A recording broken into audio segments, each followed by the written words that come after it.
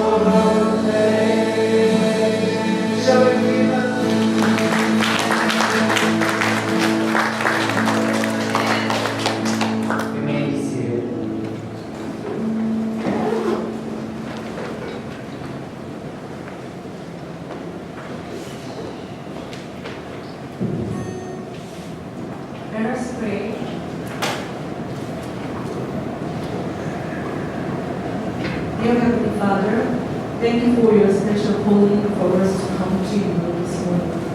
We thank you for your overflowing mercy and grace toward us who are destined to die due to unending sins. Even though we have been confessing that we are sinners and asking for your forgiveness, even at this moment we are committing sins, intentionally or unintentionally. We are born with a sinful nature. However, you have called us your beloved sons and daughters and entrusted with heavenly missions for your kingdom. Mighty Lord, please make us quickly cry out to ask for the Holy Spirit and completely fill us with the Holy Spirit so that we are in control of your power every moment of our lives. Lord, you are the Creator.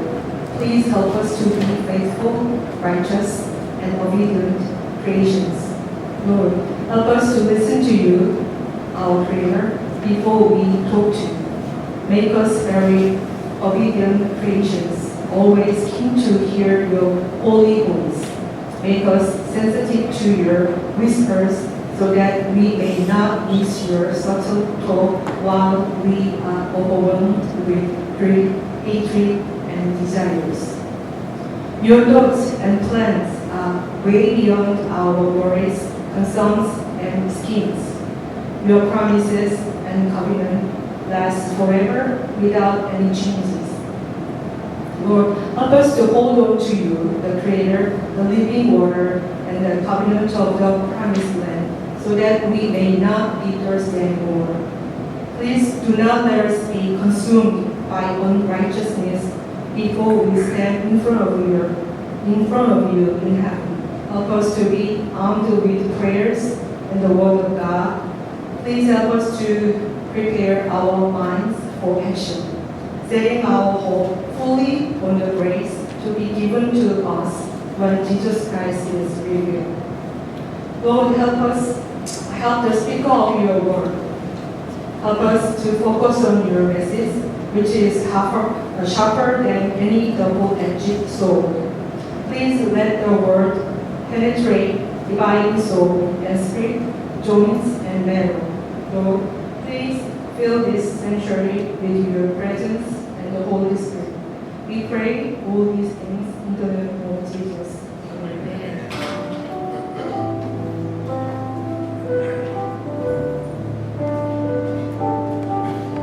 Good morning, brothers and sisters. Let's read together now the Apostle Creed.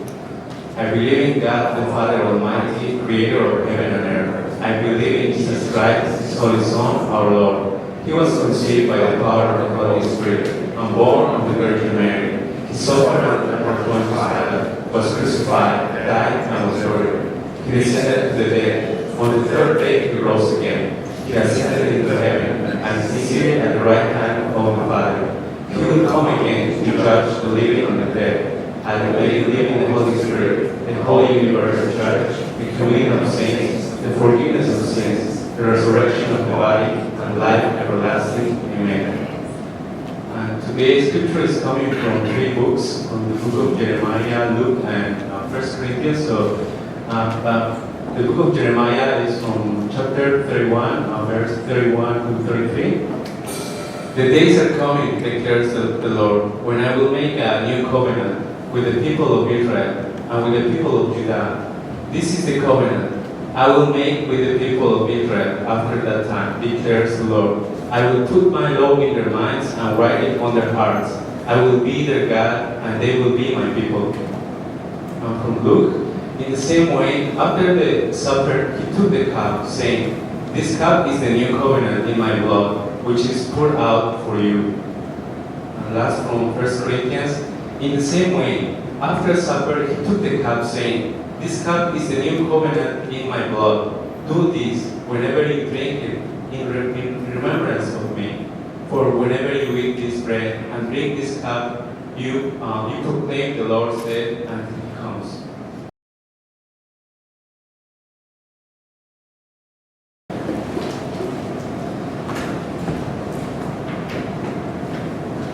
오늘 여러분에게 같이 나누고자 하는 설교의 주제는 새 언약입니다. 주제는 어떻게 보면 성경 전체를 관통하는 방대한 내용이고, 그러나 우리가 꼭 알고 있어야 하는 너무나 중요한 내용이어서 제가 오늘 설교 원고를 단톡방에 올려드리겠습니다. 이렇게 반복해서 제 욕심 같아서 거의 암기할 정도로 묵상하시면 좋을 것 같아요. The covenant, which the subject of today's sermon, is so vast, run through the Bible, the entire Bible. So I will post the script of today's sermon, and so I hope you can meditate on it repeatedly.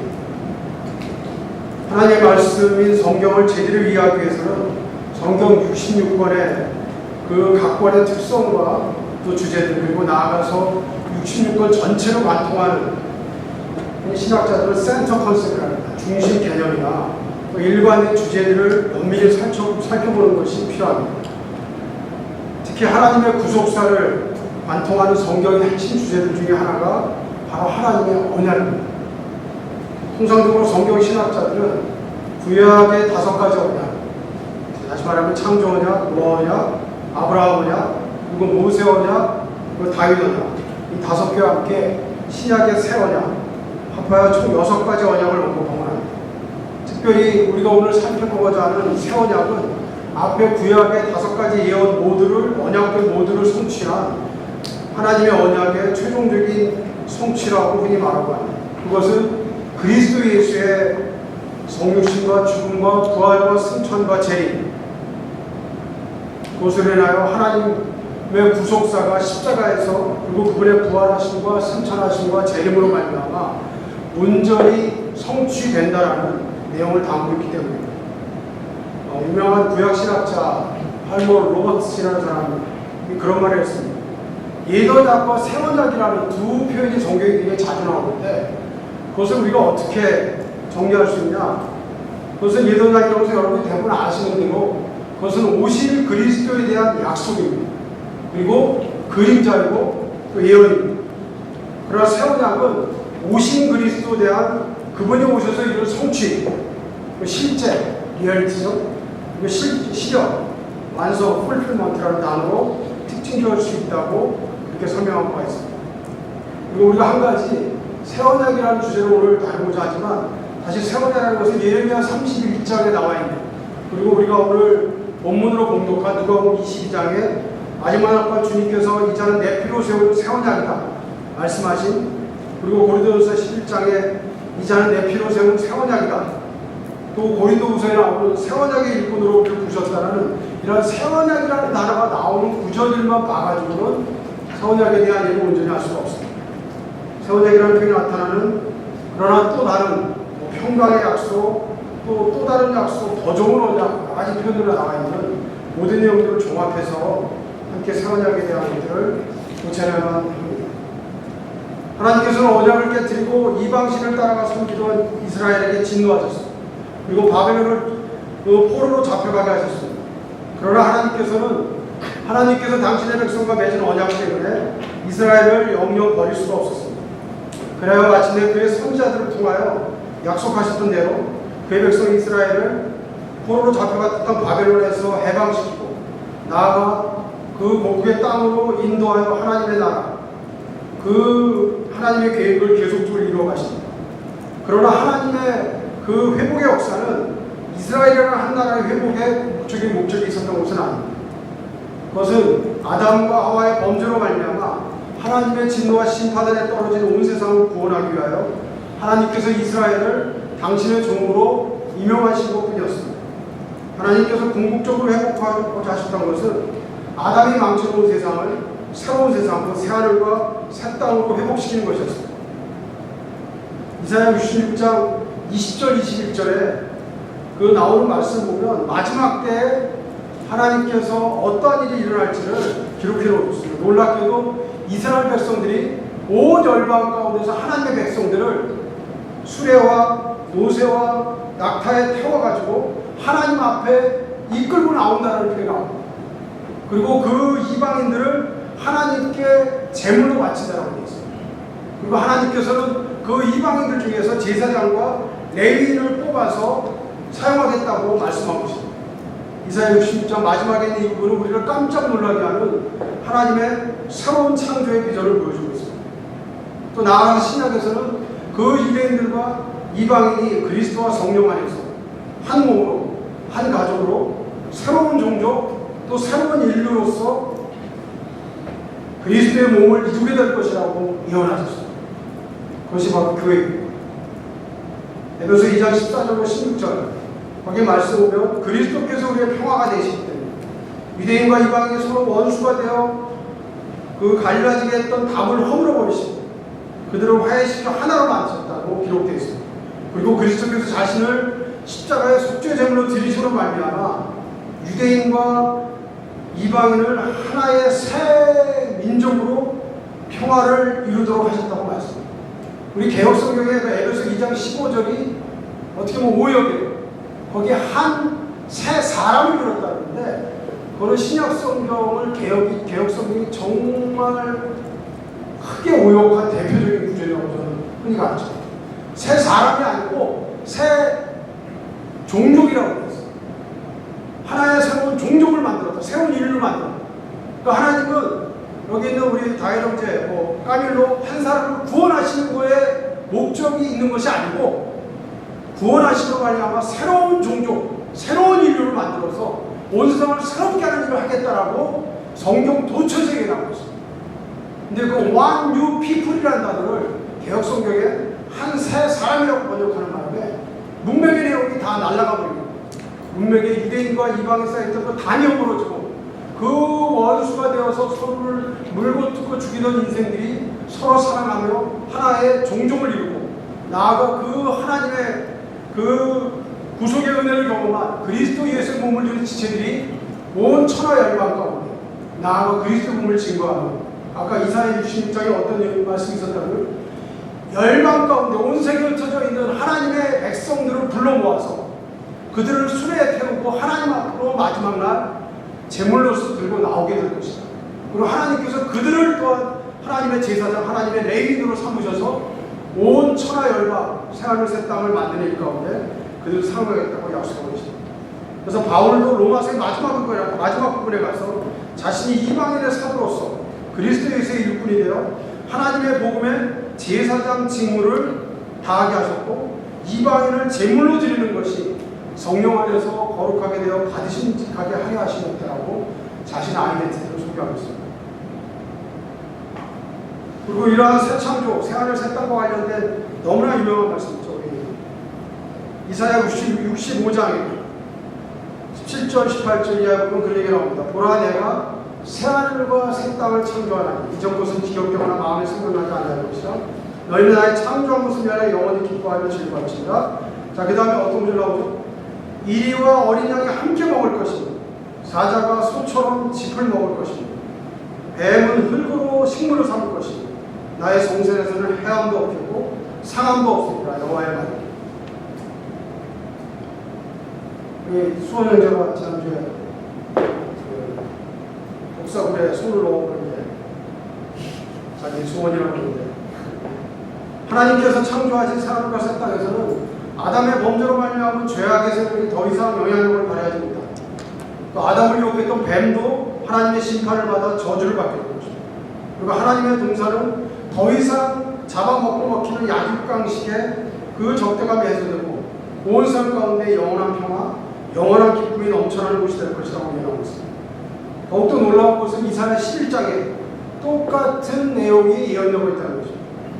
11장 1절부터 읽어보면 이세의 우정 가운데서 나오게 될 하나님, 그 메시아가 여호와의 지혜와 총명과 모략과 재능을 가진 신적인 존재로서 공평과 정의로 온 세상을 심판하실 재판관이시라고 말하고 있습니다. 그리고 11장 6절 이하에서 유사한 내용을 말하고 있습니다. 그때 이리와 어린 양이 함께 거하며 표범이 어린 염소와 함께 누우며 송아지와 어린 사자와 살찐 짐승이 함께 있어 어린아이가 끌리며 암소와 곰이 함께 먹으며 그것들의 새끼가 함께 엎드리며 사자가 소처럼 풀을 먹을 것입니다. 젖먹는 아이가 독사의 구멍에서 장난하며 젖된 아이가 독사의 굴에 손을 넣을 것이다. 나의 거룩한 산 모든 곳에서 해됨도 없고 상함도 없을 것입니다. 이는 물이 바다를 덮은 같이 여호와를 아는 지식이 온 세상에 충만할 것이다. 메시아가 통치하는 새하늘 새 땅, 새 세상은 이사야 65장, 이사야 11장에서 모두 적자 생존의 극한 적대감과 사륙이 사라지고 모든 사람이 함께 평안을 누리는 세상입니다. 그리고 이 세상은 이사야 10장 말씀에 따르면 물이 바다에 넘치는 것 같이 하나님을 아는 지식이 충만하게 될 것이라고 말하고 있습니다.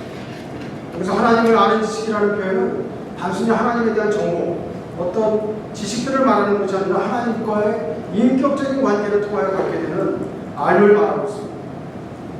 하나님께서 창조하시고자 하는 새하늘과 새 땅, 그것은 여호와를 아는 지식이 충만하여 모든 사람이 모든 적이와 그 갈등을 버리고 평화를 누리게 되는 새하늘과 새 땅의 세상입니다.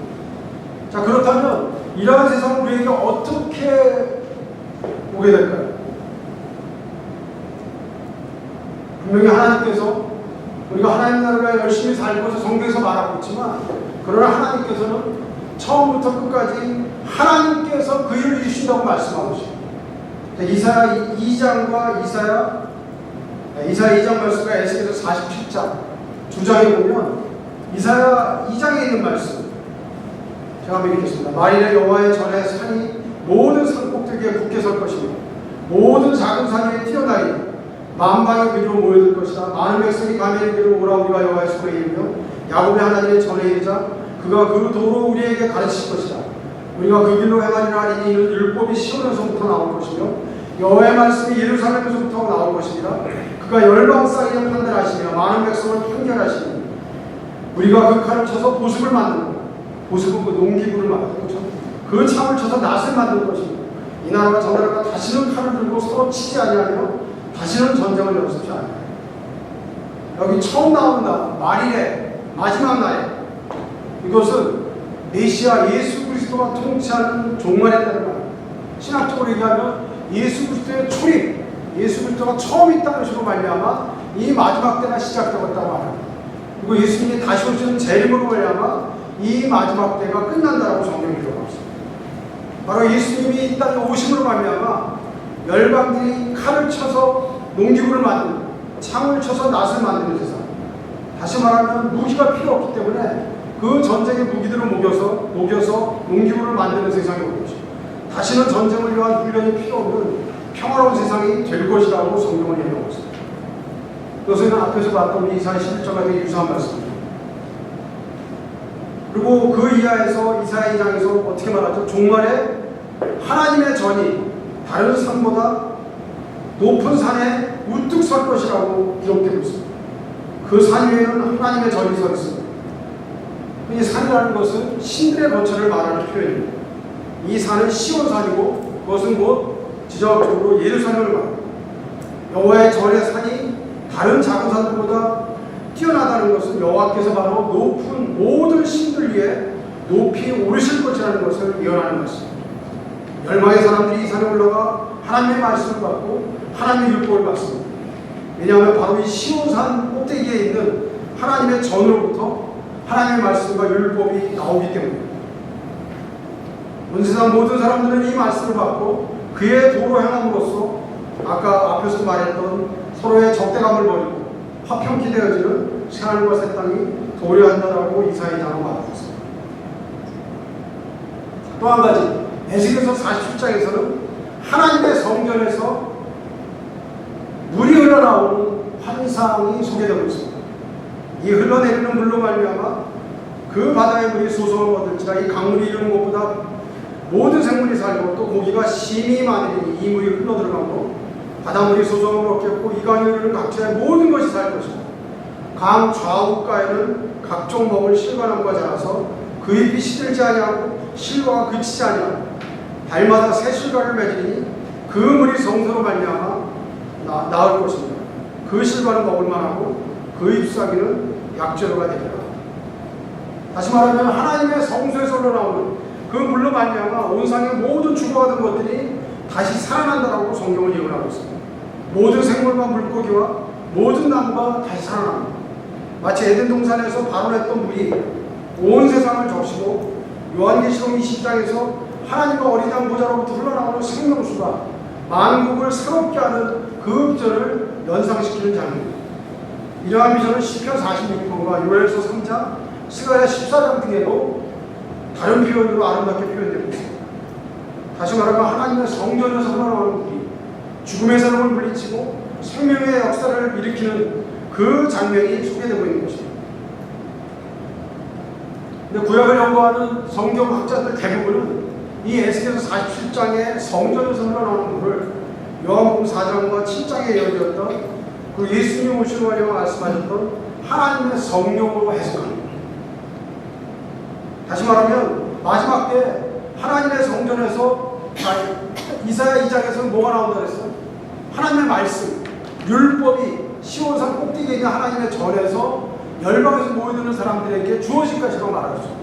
그 에스겔 47장에서는 뭐가 나온다고? 동쪽 문으로부터 그 성소에서 물이 흘러나오는데 그것이 바로 신약의 관점에서 해석을 해보면 하나님의 성령을 나옵니다. 다시 말하면 온 세상을 새롭게 하는, 우리 한 사람 한 사람 포함하여 서울대 캠퍼스를 새롭게 하고 나아가 이 나라의 민족 열방 가운데 하나님께서 새하늘 새 땅을 이뤄가시는 그 하나님의 두 방편이 뭐라고? 하나님의 말씀과 하나님의 성령입니다. 그래서 이 말씀과 성령이 한 성전에서 나오는 말이야. 그리고 그것은 바로 구약에서 이루어졌던 하나님의 성전은 예수 그리스도의 상징입니다. 예수 그리스도 그분으로부터 하나님의 말씀이 나오고 하나님의 성령이 흘러나오는 말이야. 그리스도를 소유한 우리들 안에 그분이 계실 때 어떤 일이 벌어져요? 어떤 일이 벌어지죠? 우리 유 교수님 앉아 계신데 유 교수님이 예수 믿는 순간 그 하나님의 말씀이, 하나님의 성령이 유 교수님 안에 거하기 시작하고 유 교수님이 가는 곳마다 그 하나님의 말씀과 성령이 전파되기 시작합니다. 너무 놀랍죠? 바로 구약에 예언되었던 이사야 2장에 있었던 마지막 때 하나님의 전이 시온산이 우뚝 쓴 거로 말미암아 열방이 그 앞에 모여들어서 하나님의 말씀과 율법을 받을 것이다. 근데 그것이 진짜 이스라엘 거기 성전의 재건의 어떤 회복을 말한다라고 문자적으로 해석하는 세대주의자들의 사람도 있지만, 그러나 더 신약적인 관점에서 보면 하나님의 성전은 이스라엘 그 시온산에 있는 하나님의 성전이 아니고 어디예요? 추천인데 어디라고? 하나님의 성전이 어디 있을까? 나요, 나 여기 있는 옆 사람 한번 봐보세요. 우리가 평화, 하나님의 평화가 서로 축복하고 있는데 한번 봐보세요. 하나님의 성전이에요, 전부. 여러분들 안에 하나님의 말씀이 거하고 하나님의 성령이 충만한 만큼 여러분이 가는 곳마다 하나님의 말씀이 증거되고 하나님의 성령이 흘러나가게 됩니다.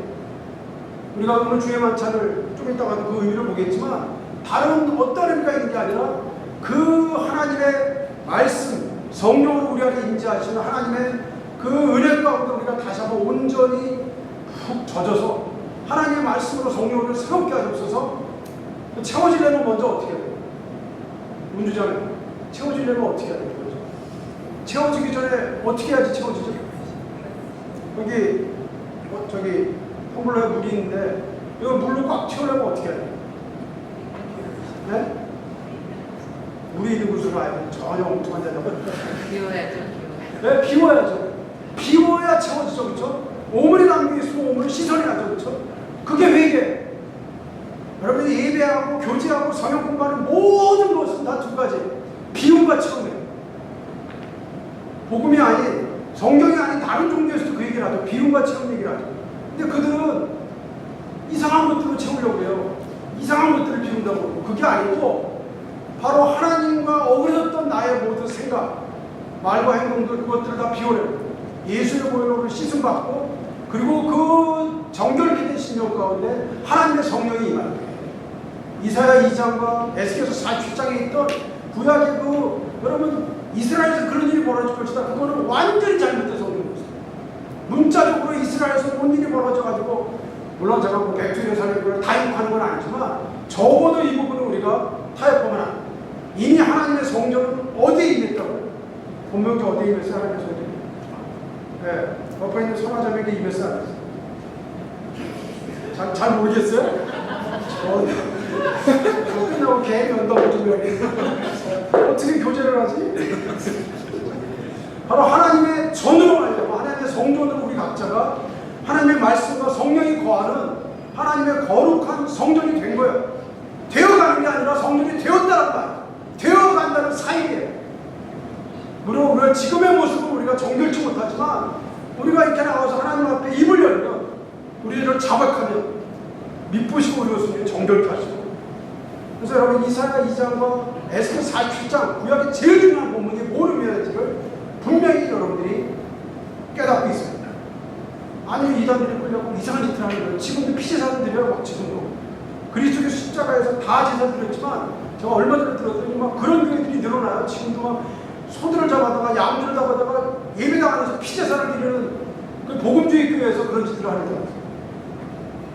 다시 한번 요약하면 하나님께서는 아담과 하와의 반역으로 말미암아 죄와 죽음이 지배하고 있는 세상을 성전에서 흘러나오고 다시 신약의 언어로 부르면 믿는 하나님의 자녀들 그리스도의 제자들 안에서 흘러나오는 하나님의 성령과 하나님의 말씀을 통하여 온 세상이 하나님을 아는 지식이 충만한 데까지 새하늘과 새 땅의 일을 새 땅을 지으신 새 창조의 일을 지금도 해가고 계시고 앞으로도 완성하실 것입니다. 우리가 지금부터 갖고자 하는 주의 만찬은 도대체 어떤 의미를 갖고 있느냐. 자, 고린도서 11장 25절 26절 우리 아까 우리 형제가 읽었지만 다시 한번 읽겠습니다. 식후에 또한 이와 같이 잔을 가지시고 하시되 이 잔은 내 피로 세운 새 언약이고 이것을 마여 마실 때마다 나를 기억하라 하셨으니 너희가 이 떡을 먹으면 이 잔을 마실 때마다 주의 죽으시고 오실 때까지 하는 것입니다. 유대인들에게 유월절은 출애굽의 첫 유월절 구원 사건을 기념하고 또 나아가 마지막 날에 그 유월절 구원의 그 재현을 갈망하는 그러한 명절로서 지켜진 것입니다. 그러므로 예수 그리스도께서 그 십자가에 달리시기 직전에 마지막 날 밤 최후의 만찬을 유월절 만찬으로 준비하시고 베푸신 것은 바로 다가오는 자신의 죽음이 출애굽에서 예언되었던 유월절 어린 양이 바로 자신이고 나아가 마지막 날에 하나님께서 하나님 나라의 최종적인 완성으로서 유월절 구원을 가져올 것이라는 것을 이렇게 나타내기 위해서였습니다. 예수님은 떡과 포도주 즉 음식으로서 자신의 죽음의 의미를 나타내셨습니다. 그것은 자신의 죽음이 우리에게 바로 생명을 주는 음식과 같은 것이라고 말씀하고 계십니다. 내 떡을 먹고 내 피를 마시라고 말씀하십니다. 그렇죠? 그래서 문자 그대로 그 떡과 피로 말미암아 우리가 살아야 되고 또 살아갈 것이라고 말씀하십니다. 다가오는 자신의 잔인한 죽음이 바로 하나님 나라의 복음을 받아들인 제자들에게는 완성된 하나님 나라의 잔치를 미리 맛보는 것이라고 말씀합니다. 그래서 예레미야 31장 30절 34절 오늘 본문이죠. 새 언약의 예언을 성취하는 그것이 십자가의 죽음이라는 것을 친히 주의 만찬 마지막 날 밤에 그 식탁을 통하여 우리에게 말씀하십니다. 떡과 잔을 돌려가며 마시는 것은 우리가 최후의 만찬 자리에 예수님과 함께 있다는 것을 우리가 다시 한번 상기하는 것이고 또 그것을 계속적으로 기억하는 것입니다. 그리고 나아가서 우리가 지금 오늘 이 자리에 성령을 말미암아 주님과 함께 떡과 피를 우리가 돌리면서 그분의 인재를 기념하고 상기하는 것처럼 온 세상 마지막 날에도 새로운 세상에도 우리가 하나님 그리고 예수 그리스도와 함께 있을 것을 의미하는 것입니다. 다시 말하면 그 주의 만찬에 대한 여러 가지 설명이 있지만 그것은 과거의 사건과 미래의 사건을 우리의 두 팔로 부여잡고 가슴에 끌어안는 것이라고 톰 라이트라는 신학자를 위해 설명했습니다. 다시 말하면 모든 과거, 예수님과 관련된 모든 이야기와 모든 미래, 예수님이 다시 오시고 마침내 하나님의 온 세상을 새롭게 하실 그때, 그 과거와 미래의 그 두 시간을 한순간으로 불러오는 것이 주의 만찬이라는 것의 의미입니다.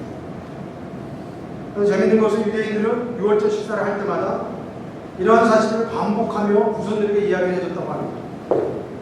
그리고 어쩌면 이것은 생일 파티와 굉장히 비슷하다라고 설명을 합니다. 그 사람의 탄생을 기억하죠, 그렇죠? 또 뭐예요? 생일날 무슨 얘기예요? 축하합니다. 그 다음 뭐예요? 건강하게, 행복하게, 오래오래 살고, 리블롱, 축복하죠, 그렇죠? 그 사람이 이 땅에 당신이 와서 우리가 너무 기쁩니다. 그리고 앞으로도 건강하게, 참 아름답게 우리 앞에 무조건 살아가면서 계속적으로 살아가기를 권합니다. 이것과 너무나 흡사한 것이 주의 만찬이에요. 근데 이것은 예수님의 생일잔치가 아니라 누구의 생일잔치? 수요일에 누구의 생일잔치?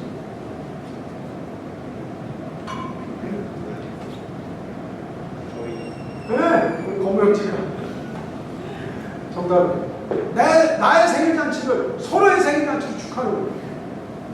우리가 그리스도 예수로 말미암아 새 생명을 얻은 이 놀라운 사건을, 이 천지 개벽, 천지 창조 이상의 놀라운 사건이라고 성경은 말하고 있어요. 이 새 창조, 이 거듭남이야말로 하늘과 땅이 태초하는 천지를 창조하지만 그것보다 더 놀라운 사건이라고 고린도후서 4장 5장은 우리에게 말해주고 있어요. 다시 한번 역사를 봐보세요. 다시 한번 우리 강 교수님 열심히 해주시고, 그럼 뭐 속상한 일이라 신뢰 있어도 새 창조, 이 새 언약 가운데 우리를 불러 모으셔서 바로 주님께서 피로 값주고 사시고, 또 나아가 마지막 날 주님께서 영광스러운 변하게 하시고, 그리고 그때까지 새 하늘 새 땅을 가져오는 새 창조의 그 일꾼으로서 우리를 부르신 하나님, 그 하나님께 우리가 다시 한번 감사하고 찬양하는 그것이 주의 만찬의 자리. 그리고 또 한 가지, 이 주의 만찬은 마치 하나님께서 우리에게 새로운 피를 수혈하시고 새로운 호흡을 집어넣는 것과 유사하다고 합니다.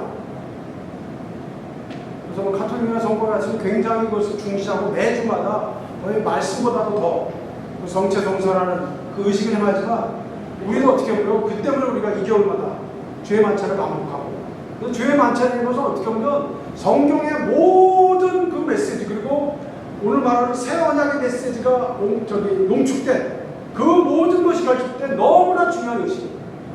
그래서 침례 세례와 함께 이 주의 만찬의 의식은 우리가 정말 할 수만 있다면 자주 가져야 합니다. 그래서 우리 교회에서는 계속적으로 이러한 의식들을 함께 갖기로 합니다.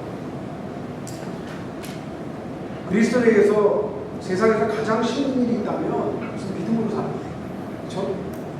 우리는 하나님을 본 적이 없고, 또 초대교회 서로들어가는 날이 부활을 직접 목격한 사람들도 아닙니다. 우리는 앞서간 사람들의 증언에 기초하여서 믿음으로 걸어가야 하는 존재입니다. 다시 말하면 하나님의 말씀, 그리고 성경의 하나님의 말씀은 전부 하나님의 약속이에요. 약속. 그 약속을 붙들고 살아가는 것, 그것이 우리의 삶의 처음이자 마지막 과업입니다. 그러나 우리에게 약속하신 하나님은 어떤 분이세요? 거짓말 하시는 분인가요? 약속 안 지키는 분이에요? 성경 때 12시에 만나자겠다고 해놓고 뭐 안 오시고, 아니 몇 시간씩 늦게 오시고 하는 분이세요? 하나님 아니시죠? 그렇죠? 1.1획도 떨어지지 않냐고 그 모든 것을 지키시는 신실하신 하나님, 그것이 수천 년 동안 하나님의 사람들의 증언이요. 그래서 이 세상에서 가장 어리석은 일이 있다면 그것은 하나님의 약속을 잊지 않는, 우리의 영적인 침체와 그 모든 방황에 뿌리를 켜보면 하나님을 압니다. 하나님의 약속을 압니다. 하나님을 정말 믿고 있다면, 그 약속을 정말 우리가 붙들고 있다면 유동하지 않죠. 흔들리지 않죠. 침체 올 수도 있지만 금방 풀고 일어날 수 있죠. 말씀을 맺겠습니다. 새 언약은 하나님의 백성들을 향한 하나님의 구원 사역의 완성이요 절정을 나타냅니다. 하나님께서는 성령으로 하나님의 백성을 거듭나게 하시고, 그들이 하나님께 순종하도록 그들의 마음을 새롭게 하시고, 마침내 그들이 하나님이 되시고 그들은 하나님의 백성이 되는 것입니다. 새하늘 새 땅을 이루어가시는 하나님의 새 창조에 동참하게 하였습니다. 이 모든 구원의 일들은 예수 그리스도의 죽으심과 부활하심과 승천, 그리고 재림으로 말미암아 이루어지는 것입니다. 둘째 아담 예수 그리스도의 대속과 죽음과 부활을 말미암아 영단번의 완전한 죄사함이 이루어지기 때문입니다. 그리고 보혜사 성령의 내주와 동행과 통치가 지금도 변함없이 이루어지고 있기 때문입니다. 그래야 우리 하나님의 백성들을 새롭게 하시고 하나님의 창조 세계를 새롭게 하시는 하나님의 새 창조의 놀라운 일이 지금도 계속되고 있습니다. 따라서 우리는 절대로 보이는 것들이나 들리는 소리들에 낙심하거나 좌절해서는 안 됩니다.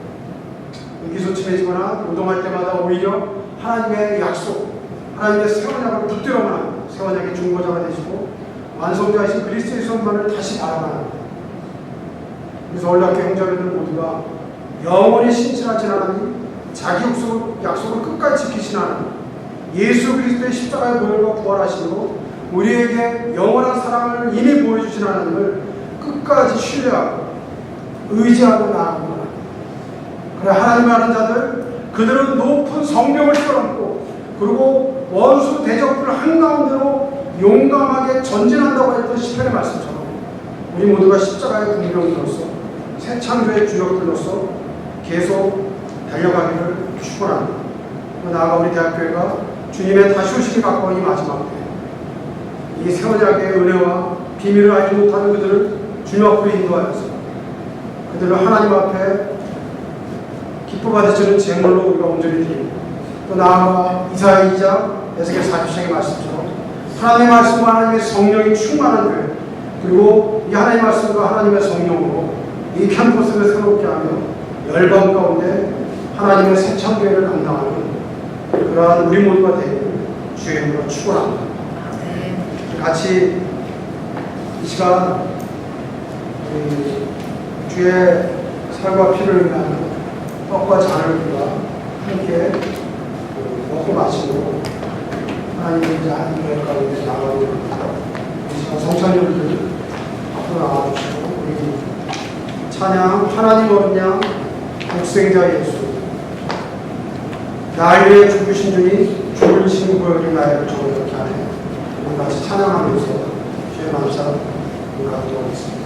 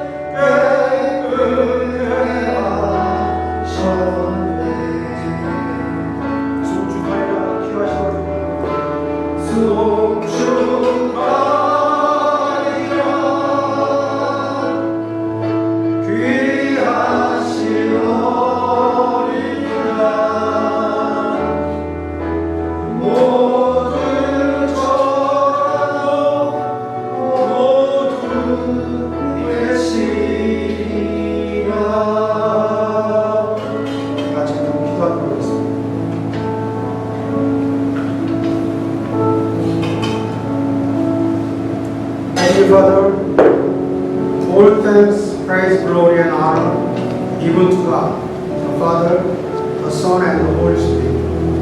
Let all of us live every day in our lives as if Christ died just yesterday, as if we were resurrected today, and as if Christ will come again tomorrow. So let us be thankful and praise each day, denying ourselves, carrying our cross, and following Christ our Lord. Let us faithfully fulfill the mission of saving the lost souls and establishing and multiplying the disciples of the Lord in the campus of Seoul National University, our homes and our workplaces, and all over the world where we stand. Let us all who have been united by the Holy Spirit in Jesus love each other.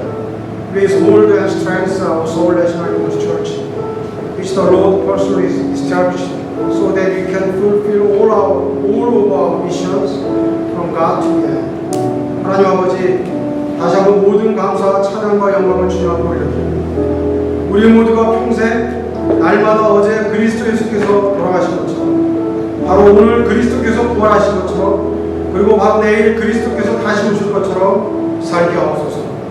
그래 우리 모두가 날마다 감사하고 찬송하며 자기를 부인하고 자기 십자가를 지고 그리스도 예수 한 말을 따르게 하옵소서. 우리에게 맡겨주신 서울대 캠퍼스, 우리의 가정 일터, 그리고 나아가 우리의 발을 내딛는 모든 곳에서 잃어버린 영혼들을 구원하고 주의 제자들을 세우고 배가하는 사명을 끝까지 신실하게 감당하게 하옵소서. 무엇보다도 예수 그리스도 안에서 성령으로 한 몸 되게 하신 우리 옆병자매들을 서로 피차 뜨겁게 사랑하게 하옵소서. 이 모든 사명을 끝까지 감당할 수 있도록 주님께서 친히 세우신 우리 서울대학교를 친히 붙드시고 견고하게 하옵소서. 예수 그리스도 이름으로 기도합니다. 우리 이 시간에 다 함께 자리에서 일어나셔서 우리 공원 찬양 같이 부르고 좀 마치겠습니다. 우리 공원 찬양은 아마 잘 모르시는 분들이 많을 텐데요. 우리 같이 한번 배우는 의미로 같이 한번 찬양 좀 해보도록 했으면 합니다.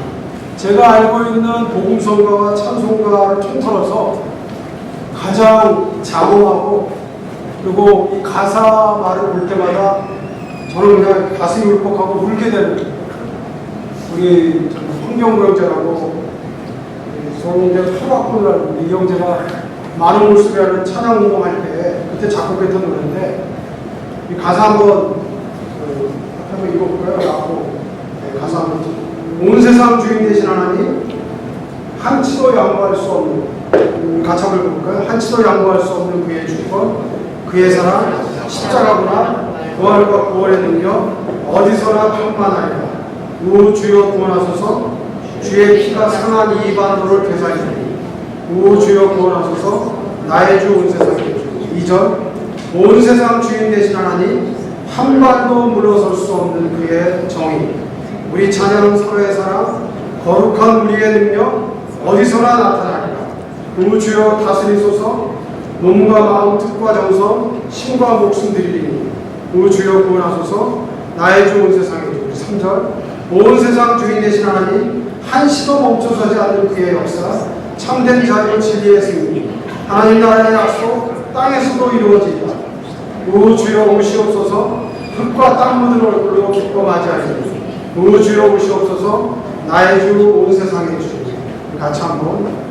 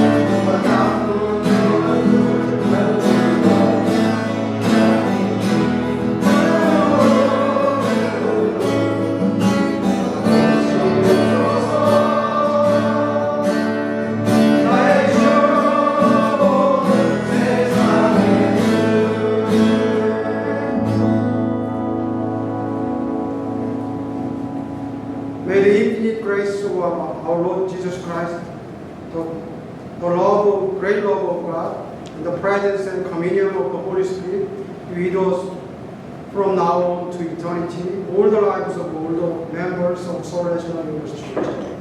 이제는 우리 주 예수 그리스도의 그 크신 은혜와 하나님의 그 크신 사랑하심과 성령 하나님의 내주 인도 통치 교통하심이 이제는 우리 서울대학교의 사랑하는 모든 지체들의 삶 가운데 이제부터 영원토록 함께 하시기를 간절히 주의 이름으로 축원합니다.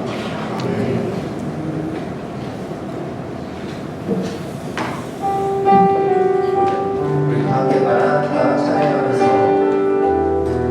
삶으로 나가겠습니다. 함께 찬양합니다. 마라나타 마라나타 마라나타 아멘 주 예수여 오시옵소서